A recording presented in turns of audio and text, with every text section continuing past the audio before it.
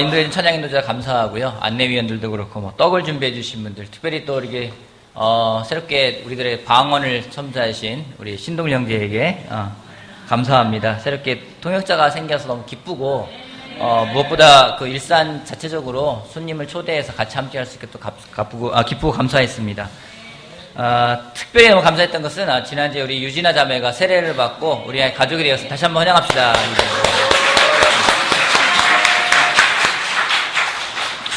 케빈 목사님이 잘 도착하셨어요. LA 교회에 잘 도착하셔서 가시면서 하시는 말씀이 교회가 정말 좋다, 따뜻하다, 그리고 마음도 잘 준비된 것 같다, 무엇을 하든지 다 할 수 있을 것 같다, 그 말씀을 하시길래 제가 반신반의를 했는데 돌이켜보니까 제가 너무 믿음이 없었다는 걸 보게 되었습니다. 그래서 케빈 목사님이 무엇을 하든지 다 할 수 있는 교회인 것 같다, 그런 말씀을 해주셔서 무척 격려가 되었고, 또 이렇게 어떤 빈말하시는 분이 아니시거든요. 그래서 정말 여러분들의 어떤 그런 믿음과 그런 희생을 보면서 많이 느꼈을까 생각을 합니다. 오늘은 대구교회가 20주년 예배를 드리고 있습니다. 그래서 광무선 형제가 내려가 있고요. 우리 또 박혜숙 자매가 그곳에서 원래 원년 멤버거든요. 대구교회. 원래 미션팀 같은 멤버인데 박혜숙 자매가 성찬을 나누기로 했습니다. 성찬을 나누고 올라올 예정이니까 대구교회에서 뭐 필요한 게 뭐가 있냐 물어봤더니 대구 그 강문희 목사님이 저한테 필요한 게 있다고 합니다. 그래서 뭐냐니까 프로젝터가 필요하대요. 이런 프로젝트가 필요하대요. 그래서 얼마짜리 정도 필요하냐 하니까 100만 원짜리가 필요한데요. 그래서 저희는 고장 나가지고 20만 원 주고 고쳐 쓰고 있는데 100만 원짜리 얘기하길래 내가 한번 논의는 해볼게라고 말을 했어요.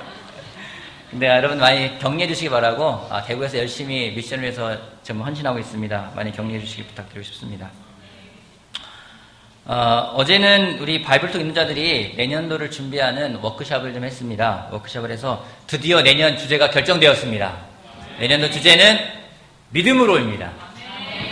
지난주 우리 케빈 목사님이 설교하신 여파가 있는지 모르겠는데 저희가 믿음을 가지고 내년도에 믿음으로 바라보고 믿음으로 다가가고 믿음으로 뛰어넘고 믿음으로 사랑하고 믿음으로 세례도 주고 믿음으로 우리가 성장하는 그런 한 해를 보내기 위해서 믿음으로라는 시간을 저희가 주제를 정하고 가고자 합니다.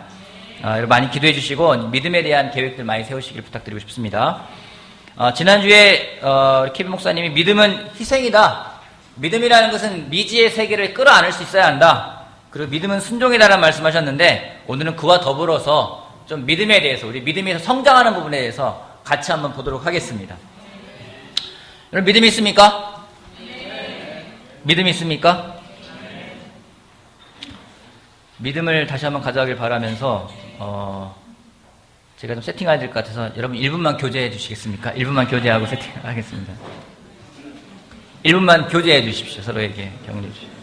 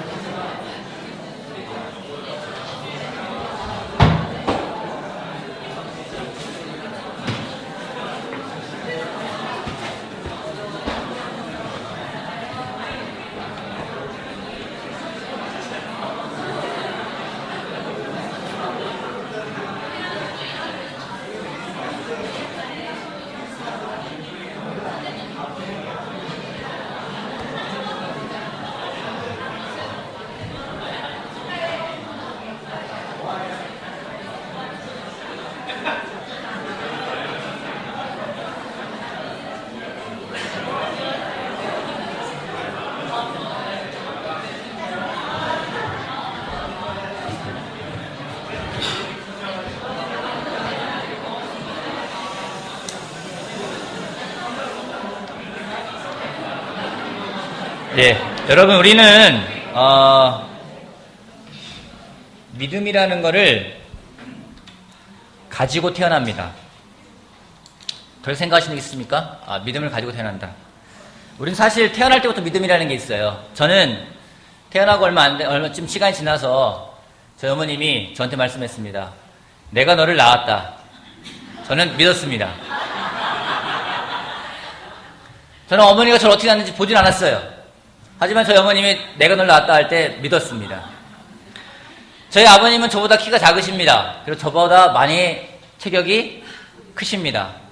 근데 저희 아버지가 내가 네 아비다 했을 때 저는 믿었습니다. 저는 한 번도 태어나기 전에 아버지를 본 적이 없어요. 그잖아요. 근데 아버지를 전 믿었어요.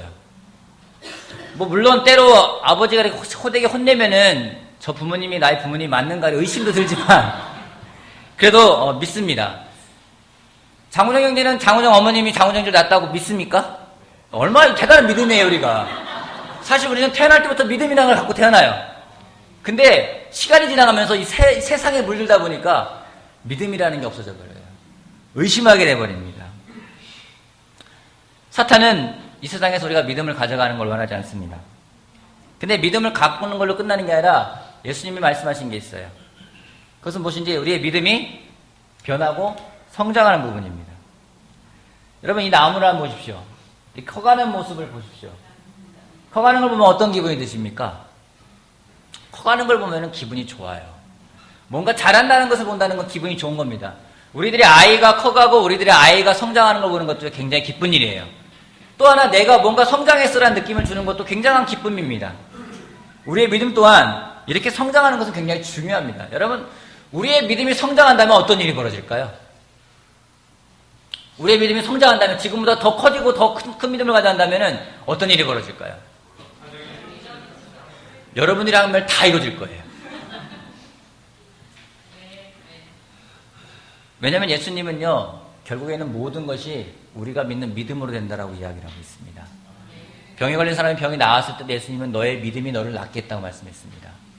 믿음으로요 산을 옮길 수 있다고 얘기를 했습니다. 히브리서 11장에 보면은요 믿음이 없이는 하나님을 기쁘게 할 수 없다라고 이야기하고 있습니다. 근데 우리의 믿음이 성장해야 되는데 우리 믿음이 성장하기 위해서 오늘 제가 두 가지를 나누고 싶습니다. 우리의 믿음을 성장하기 위해서 첫 번째 우리의 두려움을 제거해야 된다는 겁니다.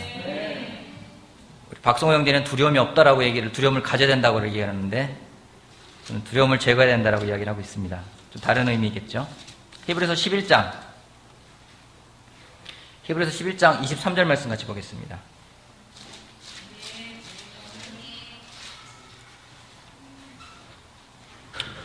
하나님은 하나님의 백성들이 놀라운 일을 하기 전에 항상 하신 말씀이 있습니다. 모세가 이스라엘 백성들을 인도해야 되는 그 막중한 책임을 가지고 있을 때 그가 그런 일을 하기 전에 하나님은 모세에게 떨기나무 가운데 나타나셔서 하신 말씀이 있습니다. 두려워하지 말라는 거였습니다. 여호수아 1장에서는 마찬가지로 여호수아가 이스라엘 백성들을 인도해야 되는데 100만, 200만 되는 그 인구를 인도해야 되는데 여호수아에게 했던 말씀 또한 두려워하지 말라라는 겁니다. 히브리서 11장 23절 말씀 같이 한번 읽어보겠습니다. 히브리서 11장 23절 우리 한 목소리를 읽어볼까요? 히브리서 11장 23절 같이 읽어봅시다. 시작. 모세가 태어났을 때 믿음으로 그의 부모는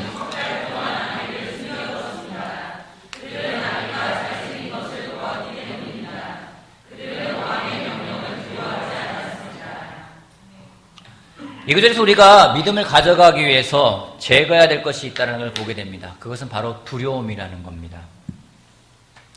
모세의 부모는 처음에 왕을 두려워했습니다. 근데 그들이 어느 날 왕을 더 이상 두려워하지 않기로 결정을 했습니다. 여러분, 만약에 모세의 부모가 계속해서 그 두려움에 벗어나지 못하고 그 두려움에 굴복했다면 어떤 일이 벌어졌을까요? 모세를 죽였을 거예요. 근데 모세의 부모들은 어느 순간인가부터 그 두려움이라는 걸 쫓아내어 버렸습니다. 사실 우리는 두려움을 다 가지고 있습니다. 여러분 두려움이 있습니까? 네. 어떤 두려움들이 있으세요? 어떤 두려움들이 있으세요? 아내에 대한 두려움이 있어요? 그거는 무서움이에요. 어떤 두려움들이 있으세요? 잘할 수 있을까? 그죠? 근데 잘할 수 있을까? 항상 그런 두려움이 있어요. 또 어떤 두려움이 있으십니까? 어떤 두려움들이 있으세요? 직장에 대한 두려움, 그죠? 이 직장이 정말 내가 계속 다닐 수 있을까? 정말 연말 되면서 내 퍼포먼스가 어떤 결과를 가져오는 걸까? 고가를 잘 받을 수 있을까? 올해는 승진할 수 있을까? 승진을 못하면 나가라는 얘기인가? 많은 두려움들이 있을 수 있어요. 또 어떤 두려움들이 있습니까? 미래에 대한 두려움이요. 그죠? 미래에 대한 두려움들이 있어요. 내 노후는 어떻게 생각을 하지? 아까도 이야기를 하는데 어떤 싱글 자매 2명이 그러더라고요. 우리는 노후를 걱정해야 되라고 얘기를 하고 있어요. 노후에 대한 두려움이 있어요. 미래에 대한 두려움도 있어요. 재정적인 두려움도 있어요. 내가 정말로 앞으로 어떻게 먹고 살지? 우리 아이들에 대한 두려움도 있습니다. 아이들을 어떻게 잘 키울 수 있지? 우리는 두려움을 가져가고 있습니다. 또 어떤 분은 열심히 일을 하는데, 야, 열심히 일을 하는데 아무런 일이 벌어지지 않으면 어떡하지? 내가 열심히 기도했지만 아무런 일이 벌어지지 않으면 어떡하지? 그런 두려움들이 있습니다. 우리 삶에는 두려움들이 많습니다. 우리가 생각하는 것보다 더 많은 두려움을 가지고 있습니다. 그 두려움은 우리가 믿음을 갖는 것을 포기하게 만듭니다. 믿음을 가지고 무엇인가를 하고자 할 때 그것을 포기하게 만듭니다. 두려움을 극복할 수 있는 좋은 방법 중에 한 가지는 그 두려움을 이야기하는 거라고 그래요. 근데 그 이야기하는 것조차도 두려움이 막아버립니다. 내가 이 이야기를 잘못했다가 그 사람이 나를 오해하지 않을까? 내가 솔직하게 이야기했다가 그 사람이 그걸 가지고 나를 공격하지 않을까? 내가 이야기해봐야 아무 소용이 없을 거야. 그런 두려움을 갖게 만듭니다. 진실을 이야기했는데 진실보다는 비판이 다가오지 않을까 하는 두려움도 있습니다. 여러분, 우리가 두려움에 굴복할 때 어떤 일이 벌어지는지 성경은 이야기합니다. 두려움에 굴복하면요, 그 다음에 따라오는 것은 죄예요. 죄는요, 두려움 속에서 도사리고 있습니다. 창세기에 가인이 화를 내면서 성을 낼 때 하나님이 말씀했습니다. 죄가 네 문 앞에 도사리고 있다라고 이야기를 하고 있어요. 두려움 속 뒤에는요, 죄라는 게 도사리고 있습니다. 도사린다는 표현을 보니까 이런 표현이 있더라고요. 도사리는 자세가 어떤 자세는요, 이 자세가 도사리는 자세예요. 동물이 도사리는 거 보실래요? 이게 도사리는 자세입니다. 호랑이는요, 먹이를 잡기 위해서 뛰쳐나갈 자세예요. 찬스만 있으면 가는 거예요. 두려움이라는 걸 보여주면서 사탄이 기다리고 있어요. 굴복만 해. 너 이야기하지 말고 그냥 두려움 속에서 머물러. 그리고 믿음이랑 가져가지 마. 포기해. 그럴 때 기다리고 있다라는 거죠. 도사리고 있다라는 거죠. 성경을 보면은 두려움에 자신을 내어주면서 죄를 짓는 모습을 많이 볼 수가 있습니다. 요한복음 9장에 보면은요, 소경의 부모가 나옵니다. 예수님이 고쳐줬습니다. 하지만 예수님이 그 소경을 고쳐줬다는 것을 알았을 때, 말했을 때 그들이 회당에서 쫓겨날 걸 두려워하기 때문에 사실대로 말을 못하고 거짓말을 이야기해요. 사실대로 이야기하면은 뭔가가 안 좋은 게 다가올까 봐 두려움 때문에 굴복하고서는 믿음을 가져 못하고 거짓말을 합니다. 우리 삶에도 마찬가지로 두려움에 굴복한다면 도사리고 있는 죄에 넘어지게 되어 있습니다. 사랑하는 가족을 위해서 일을 하는 것인데 어느 순간 회사가 두려운 거예요. 회사 아니면 어떻게 하나 고민되는 거예요. 두려움에 굴복하게 되면은 사랑하는 가족 때문에 하는 일인데 가족을 사랑하는 게 아니라 이제는 우상을 섬기게 되는 그런 일이 벌어지게 되는 겁니다.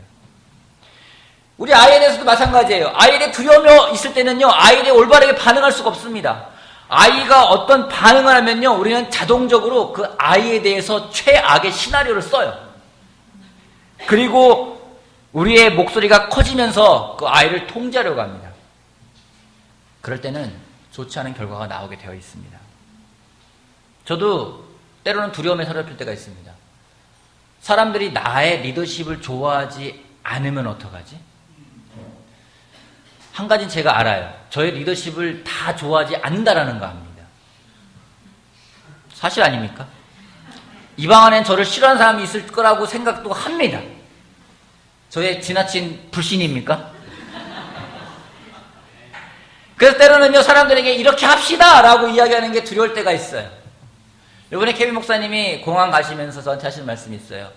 저한테 피드백 해주실 게 있으십니까? 물어보니까 케빈 목사님이 설교 때 할 건 다 이야기했고 교회가 정말 잘 준비됐고 좋은 사람들이니까 네가 하고자 하는 걸 이야기하면 다 따라올 거라고 이야기를 했어요. 한 3번, 4번 아멘 하는 걸 보니까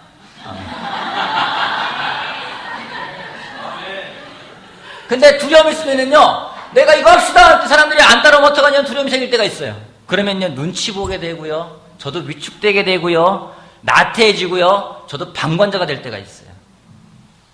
사람들이 나를 어떻게 생각할까? 나를 부정적으로 생각하지 않을까? 나를 긍정적으로 생각할까? 그런 많은 두려움이 생기면은요, 그 다음에 따라오는 거는 죄라는 거예요. 여러분, 그런 사람 있지 않습니까? 난 저 사람에게 잘 보이고 싶은데 그 사람이 나를 좋아하는 게 아니라 딴 사람을 더 좋아하는 것 같아. 그때는요, 그 사람에 대해서 막 질투하면서 그 사람을 안 좋은 사람으로 평가해버려야 돼요. 그러면서 죄를 짓게 돼요. 또 내가 그만큼 그런 사람이 아닌데 그런 척해요. 그러면서 죄를 짓게 됩니다. 사람이 두려우면은 의심하는 걸로 끝나는 게 아니라 죄를 지어가면서 그 가운데서 또 다른 자꾸만 죄가 또 죄를 낳는 경험을 하게 됩니다. 우리의 삶은 많은 경우 불안감에서 사로잡힐 때가 있는데 그 불안감이라는 것은 두려움에서 시작이 됩니다. 근데 그 두려움을 잘 극복하신 분이 계십니다. 베드로전서 2장 23절에 써있는 거 한번 같이 읽어볼까요? 같이 한번 읽어봅시다.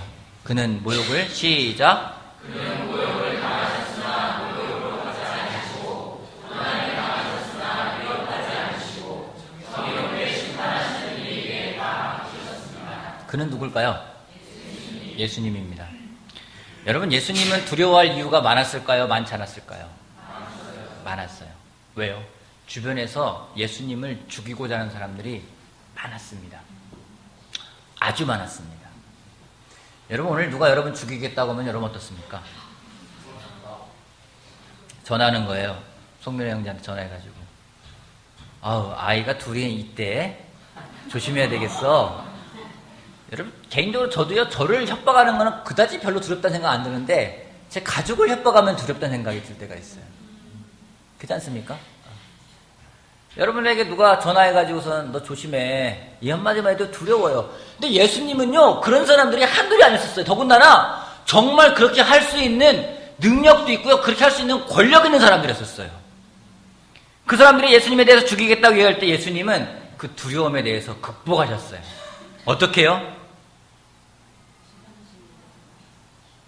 모욕 당하셨으나 모욕으로 갚지 않으셨고요, 고난을 당하였으나 위협하지 않으셨고요, 심판은 이에게 다 맡기셨다고 이야기하고 있습니다. 보복하지 않고 자신을 방어하지 않고 자신을 증명하려 하지 않고 단순히 주님께 맡기셨습니다. 우리는 어떻습니까? 누가 여러분을 모욕하면은 모욕으로 갚아주잖아요. 고난을 당하면은 위협을 하잖아요. 다 맡기기는커녕 내가 하겠어 하고서는 발부룩단을 달려들 때가 있습니다. 우리는 솔직히 누가 나를 위협하면 더 세게 반응합니다. 더 강하게 반응하려고 할 때가 있어요. 제가 알고 있는 사람들 가운데 좀 격투기를 하거나 그런 사람들이 있습니다. 또 태권도 유단자인 고단자인 사람들도 있습니다. 그리고 막 소리가 큰 사람들이 있어요. 저 사람은 되게 세 보여. 근데 사실은요, 되게 약할 때가 많이 있어요. 여러분, 센 척하는 건 센 게 아니에요. 센 사람은 센 척하지 않아요. 센데 뭐로 센 척합니까? 강한 사람은요, 강한 척하지 않습니다.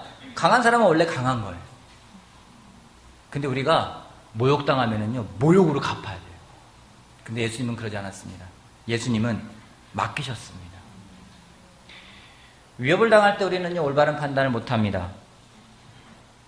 모욕을 당할 때 우리는 올바른 판단을 못합니다. 그 두려움이 있을 때 우리는 올바른 판단을 못합니다. 가장 좋은 방법은 예수님이 하신 방법입니다. 하나님에게 맡기는 겁니다. 기도하는 겁니다. 그 두려움을 제거할 수 있는 방법은 또 맡기고 기도하는 겁니다.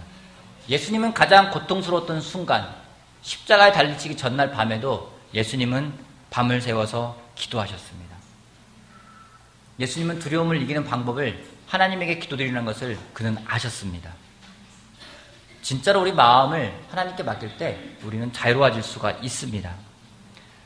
자신을 죽이고자 하는 사람, 자신을 싫어하는 사람, 자신을 비판하는 사람에 대해서 모두 하나님께 맡기고 나는 오히려 그들을 사랑하겠습니다 결정했던 그 예수님을 닮아가는 우리가 된다면 우리 또한 두려움을 이겨낼 수 있을 거라 생각을 합니다. 여러분, 두려움 자체가 죄는 아니에요. 두려워하는 마음이 죄는 아닙니다. 죄성일 수 있습니다. 하지만 그 죄성을 영적으로 잘 소화하지 않는다면 아까 말했듯이 죄가 도사리고 있음을 우리가 기억하길 바랍니다. 두려움을 극복할 수 있는 또 다른 좋은 방법은 두려움을 드러내는 겁니다. 이야기하는 겁니다. 근데 우리가 잘 이야기하지 못할 때가 많이 있습니다. 또 하나 그 두려움을 극복하기 위해서는 여러분의 가장 친한 친구에게 여러분의 마음을 이야기하면 우리가 서로 연결되어지면서 사탄이 주고자 하는 것들을, 사탄의 실패를 우리가 경험하게 되는 그런 시간을 보낼 거라 저는 확신합니다. 아멘.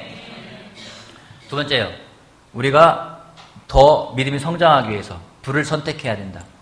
지난주에 케이 목사님이 했던 말씀이기도 비슷한데요. 우리 히브리서 11장 24절부터 27절까지 읽겠습니다. 히브리서 11장 24절. 믿음으로 모세는 어른이 되었을 때 바로 왕의 공주의 아들이라 불리기를 거절하였습니다. 오히려 그는 잠시 죄의 향락을 누리기보다는 하나님의 백성과 함께 학대받는 길을 택하였습니다. 모세는 그리스도를 위하여 받는 모욕을 이집트의 재물보다 더 값진 것으로 여겼습니다. 그는 장차 받을 상을 내다보고 있었던 것입니다. 믿음으로 그는 왕의 분노를 두려워하지 않고 이집트를 떠났습니다. 그는 보이지 않는 분을 마치 보는 듯이 바라보면서 견디어냈습니다. 모세는 편안한 삶을, 좋은 삶을 택할 수 있었지만은 그는 하나님을 위해서라면은, 하나님과 함께 위해서라면은 고통스러운 삶을 택했습니다. 희생하고 부딪히고 쏟아내는 시간이었습니다. 사실 믿음을 성장시킨 사람들을 보게 되면요, 그들은 공통점이 하나 있는데 다 불의 시간을 겪었다라는 겁니다. 불의 시간을 겪어서 그들이 더 믿음이 성장한 것을 볼 수가 있습니다. 우리는 불을 원하지 않습니다. 여러분 불을 원하십니까? 우리는 불을 원하지 않고 오히려 쉬운 길을 택할 때가 많이 있습니다. 이것은 서로가 더 성장하는 것을 방해할 때가 참 많아요. 아내와 남편과의 관계도요, 불이라는 게 있다는 걸 알아요. 내가 어느 만큼 들어가면은 불이 있고 어느 만큼 들어가지 않으면 불이 없다는 걸 알아요. 그래서 그만큼 들어가다가 불이 있을 것 같으면 안 들어갑니다. 뺍니다. 어떤 이상을 넘어가지 않아요. 대화 나눠도 더 이상 하지가 않습니다. 왜요? 불이라는 건 귀찮기 때문에 그래요. 힘들기 때문에 그래요. 아이를 훈련하는 것도요, 때로는 대충 할 때가 있어요. 왜요? 힘들거든요. 불이 기다리고 있기 때문에요. 아이를 맴매하는 것도 마찬가지입니다. 여러분, 애 맴매하는 거 여러분 힘들어요? 아니면 쉬워요? 정말 힘들어요. 그거는 얼마나 많은 에너지가 들어가는지 아십니까? 먼저는 아이를 조용한 곳으로 데리고 가야 돼요. 가서 뭔가 이야기할 것 같으면 애가 겁먹잖아요. 근데 저희 딸 같은 경우는 조용하고 데려갔다가 다시 화장실에 보내요. 쉬하고 오라고 해요. 겁먹고 쉬할 수 있으니까요. 쉬를 시켜요. 그리고 앉아서 무엇이 잘못했는지 하나씩 이야기를 해야 돼요. 그러면은 잘못한 걸로 끝나는 게 아니라 잘못한 것에 대한 대가가 있음을 알려주고 거기에 대해서 맴매를 해야 됩니다. 맴매는 아주 강하고 세게 해야 됩니다. 밋밋하게 하는 게 아니에요. 뭐 기저귀 위에다가 때리고 그런 게 아닙니다. 때리는 신용만 해서도 안 됩니다. 겁만 주는 것도 아니에요. 또 다음에 맴매 맞을 거야. 뭐 그런 것도 아니에요. 그래서 맴매를 때립니다. 때린 다음에 그런 행동을 했을 때 어떠한 대가가 따르는지를 알려줘야 됩니다. 그리고서는 또 얼마나 사랑하는지도 알려줘야 돼요. 그리고 또 같이 기도해야 돼요. 그 아이의 마음속에 어떤 찝찝한 마음이 남아서는 안 돼요. 맴매 때 아빠 마음에 찝찝한 것도 남아서도 안 돼요. 그러면 또 충분히 대화를 나눠야 됩니다. 나올 때는 기쁨으로 나와야 돼요. 무엇보다 내 감정이 고조되지 않고 내 감정이 카만 상태에서 이야기를 해야 돼요. 그래서 어떤 저게 감정적인 폭력이 아니고라는 걸 아이가 느껴야 돼요. 그걸 다 하고 기쁜 마음으로 나와야 돼요. 시간이요, 적긴 20분이 걸려요. 30분이 걸려요. 그렇기 때문에 맴매할 일이 생기면은요, 제가 대가 계산을 해요. 아, 이걸 할까 말까. 왜요? 해야 되면 그 시간을 보내야 되기 때문에 저는 불이거든요. 그냥 빨리 몇 대 때리고 끝내고 싶어요. 근데 요즘엔 더 힘들어요. 애가 말이 되니까 맴매를 안 하지 않습니까? 말을 해야 되잖아요. 말을 하면은요, 말이 통하니까 더 힘든 거예요. 오히려 맴매 시간이 더 쉬워요. 들어야 하고요, 듣는데 집중해야 돼요. 그리고 생각도 깊이 해야 돼요. 애가 말하는 게 늘어났기 때문에 그 생각을 더 뛰어넘는 것들을 이해해야 되기 때문에 논리적으로 더 준비를 해야 돼요. 그러다 보니까 항상 깨어 있어야만 됩니다. 말하는데 안 듣잖아요. 막 컴플레인해요. 내가 말하는 걸 왜 안 들으세요? 제 말에 왜 경청하지 않으세요? 뭐라고 얘기를 해요? 여러분, 불의 시간이에요. 힘들어요. 근데 한 가지 우리가 알아야 됩니다. 불의 시간을 겪어가지 않으면요, 아이도 변하지 않고요, 부모도 변하지가 않아요. 불을 지나는 게 왜 중요한지 아십니까? 성경 말씀에 이런 말씀이 있습니다. 고린도전서 13장 13절 말씀에 이런 말씀이 있습니다. 그에 따라 각 사람의 업적이 드러날 것입니다. 그날이 그것을 환히 보여줄 것입니다. 그것은 불에 드러날 것이기 때문입니다. 불이 각 사람의 업적이 어떤 것인가를 검증하여 줄 거라고 이야기를 하고 있습니다. 제가 전임으로서 이제 처음으로 훈련을 받고 있는데 불을 지난 인도자들을 정말 많이 봤거든요. 아, 불 지나고 있구나라는 게 느낄 정도로 정말 어려운 시간을 겪는 인도자들을 많이 봤어요. 저는 그 길을 걷고 싶지가 않았어요. 그래서 마음속으로 어떻게 하면은 저 불을 피해갈 수 있을까 많이 고민을 했습니다. 그래서 제 방법을 찾아냈어요. 그래, 난 누가 말할 때 겸손하게 빨리빨리 바뀌어야지. 그러면은 불의 시간을 겪지 않을 거야. 근데 저를 도와주는 목사님이 저한테 말씀하시더군요. 호야, 너도 이런 길을 분명히 걸을 거다. 저는 그게 사실이 아니길 바랬습니다. 근데 기다리고 있더라고요. 많은 불들이 지나왔습니다. 저한테 왔던 불들은 주로 자매들로부터 왔어요. 저의 센시티브하지 않은 마음에 대해서, 그런 모습에 대해서 굉장히 많은 부분 이야기를 들었습니다. 제가 몇 번 이야기를 안 했습니까? 저랑 같이 인도하던 자매가 저한테 이야기를 했습니다. 50분 동안 앉아가지고 시간을 기억해요. 아침 10시부터 시작을 해가지고 10시 50분까지 그 자매가 다 이야기했습니다. 저에 대해서 자매들이 무엇이 있는지를 다 이야기를 했어요. 그 시간이 근데 쉽지가 않았어요. 그 다음에는 결혼부 자매들이 와가지고 이야기를 합니다. 저의 센시티브하지 않은 모습에 대해서 이야기를 합니다.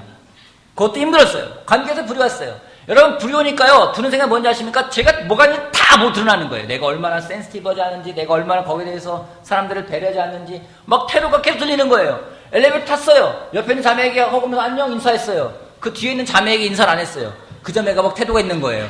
어떻게 나한테 인사하지 않을 수가 있느냐? 너무나 인도자가 너무 사랑이 없다부터 시작해서 막 얘기를 하는데, 불을 겪으니까 제 마음속에서 변명이 많이 생기는 거예요. 그래, 내가 다시는 이야기하지 않으리라. 내가 다시는 허구하지 않으리라. 내가 말을 하지 말아야지. 말만 하면 상처라니까 무슨 말을 하겠어요. 말을 하지 말아야지. 제 마음속에 얼마나 사랑이 없는 마음인지를 불을 통해서 하나님이 드러내신 거예요. 여자친구와 브레이크업하는 과정에서 제가 얼마나 이기적인지 마음을 또 드러내셨습니다. 결혼하니까 불이 끝난 게 아니라 또 다른 불이 기다리고 있더라고요.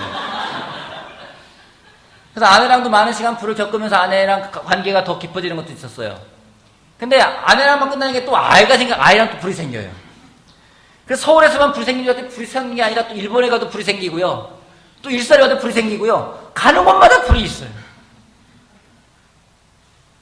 그 불은 감사한 건 저희 마음에 무엇이 있는지를 드러나게 한다는 겁니다. 근데 그걸 보고 회개하면 생명이 있지만 회개하지 않을 때는요, 죄가 기다리고 있다는 겁니다. 우리가 불을 선택할 수 있는 가장 좋은 방법이 있습니다. 무엇일까요? 주변 사람들과 진실되게 이야기하는 겁니다. 나중에 한번 찾아보십시오. 역사 18장에 보면은요, 여호사밧 왕과 아합 왕이 옵니다. 서로 이스라엘과 유다의 왕이지만은 서로 같이 힘을 모아가지고 전쟁을 하기로 결정을 했어요. 그래서 여호사밧 왕이 그래도 유다의 왕이기 때문에 또 지혜롭기 때문에 우리 조언을 구해봅시다 하면서 예언자들을 모아서 조언을 구합니다. 400명의 예언자가 와가지고 다 좋습니다. 전쟁 가면 이길 겁니다 라고 예언해줍니다. 근데 여호사밧 왕이 이야기합니다. 또 없습니까? 하니까 아합 왕이 하나입니다. 미가야라는 예언자가 있긴 있는데 이 사람은 나에 대해 항상 안 좋은 말만 해. 근데 여호사밧 왕이 그 사람 말을 들어봐야 됩니다 라고 불렀어요. 아니야 그러니까 그 사람이 이야기합니다. 안 좋은 말을 해요. 그러니까 아합 왕이 막 짜증을 냅니다. 봤잖아. 쟤 저럴 줄 알았어. 여러분, 우리 가운데 항상 그런 사람 있지 않습니까? 항상 불만만 이야기하는 사람이요. 근데 여호사밧 왕이 그 사람을 이야기를 들어야 된다고 이야기를 합니다. 근데 아합 왕은 잔머리를 굴려요. 결과는 잔머리 굴리는 아합 왕은 전쟁터에서 죽습니다. 고통스럽게 죽습니다. 하지만 여호사밧 왕은요, 정당하게 싸우다가 죽을 고기를 넘기고 그는 살아나게 됩니다. 믿음이 성장하고 싶다면은 저한테 가장 오는 도전은 그거예요.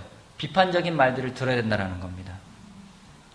저의 단점을 들어야 됩니다. 저의 바뀔 점을 들어야 됩니다. 쉬운 일이 아니에요. 때로는 저의 설교에 대해서 제가 피드백을 구하는 것들에 대해서 더 노력하는 걸 보게 됩니다. 왜냐하면 저는 설교 잘하고 싶어요.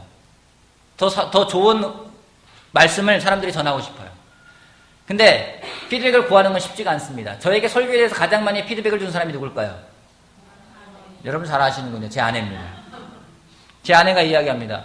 설교 어땠어? 하면 좋았는데. 대가 중요한 거죠. 좋았는데 막 이야기를 해요. 그리고 또 이야기를 합니다. 뭐 이건 이랬으면 뭐 저건 저랬으면 하고, 또 때로는 저의 행동에 대해서, 저의 삶에 대해서 가장 가까이 보기 때문에 많은 이야기를 해줘요. 때로는 막 들으면서 막 안 좋은 마음이 들 때가 있어요. 그럼 제가 근엄하게 이야기합니다. 그만하지.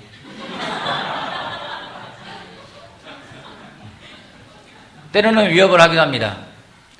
거기까지만 하자. 기본적으로 듣고 싶지가 않아요.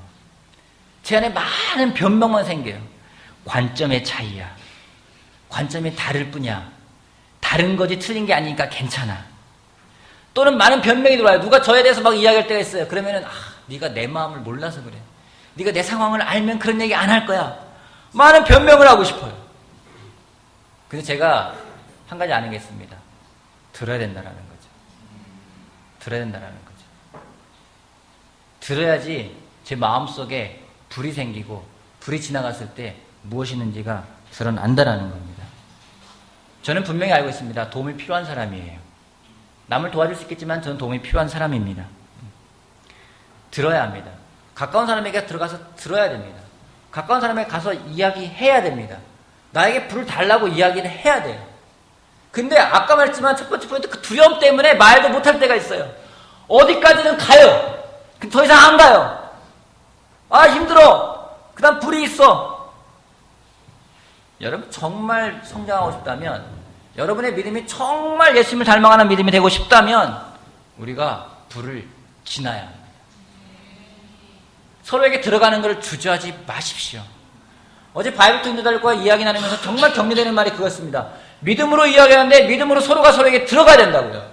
서로가 서로에게 들어가서 말을 해야 된다고요.